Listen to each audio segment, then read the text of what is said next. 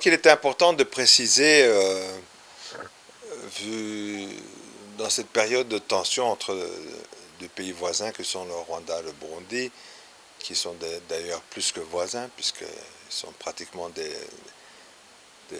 nations jumelles, la même langue, la même histoire pratiquement, et tout ça. Et je crois que, alors que à un moment, tout d'un coup, alors qu'on avait plutôt vu une saison où les deux pays avaient une certaine collaboration, une certaine relation qui s'était, je dirais, relâchée, il y a tout d'un coup une tension. Et je crois qu'il faut bien comprendre les éléments. Tout d'abord, quand le Burundi accuse le Rwanda, que d'ailleurs le Rwanda abriterait un groupe terroriste, un groupe rebelle au Burundi qui avait commis une attaque dernièrement à Gatumba.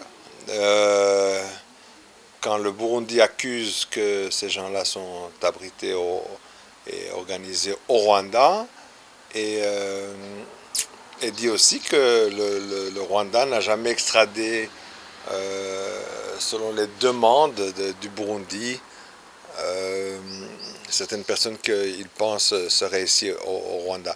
Alors, en tant qu'observateur, en tant que journaliste et en tant qu'analyste, ce que je peux dire, c'est que de toute façon, je crois que ce sont des accusations qui sont déplacées, complètement déplacées, surtout qu'elles surviennent pratiquement au lendemain du fait que le Rwanda a quand même soutenu les autorités actuelles du Burundi en leur donnant, en partageant des renseignements très importants qui avaient en fait qui étaient liés à une possible à un possible coup d'État dont le président actuel était visé.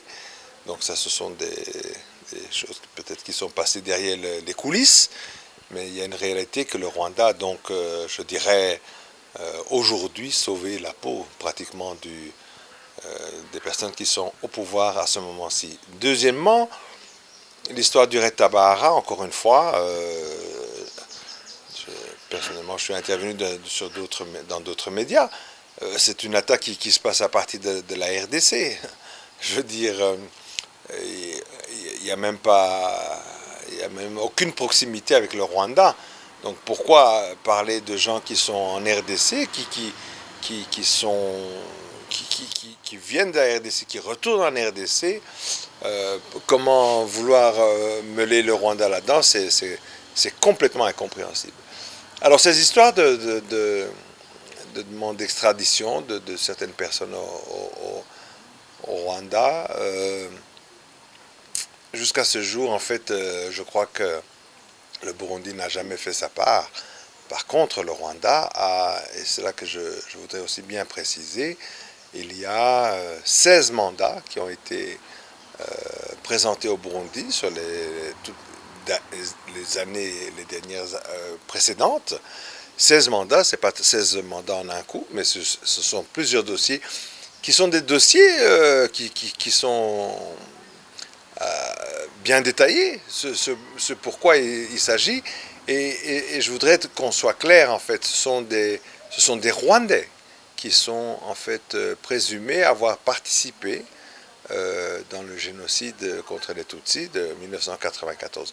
Donc ce sont 16 personnalités qui sont présumées soit acteurs, soit criminels, soit en tout cas liés au génocide, qui sont tout le temps, qui sont encore jusqu'aujourd'hui au Burundi, et que le Burundi a refusé en fait d'appliquer les conventions internationales. Donc voici en résumé une situation qui tout d'un coup, je dirais, a surpris la plupart des observateurs.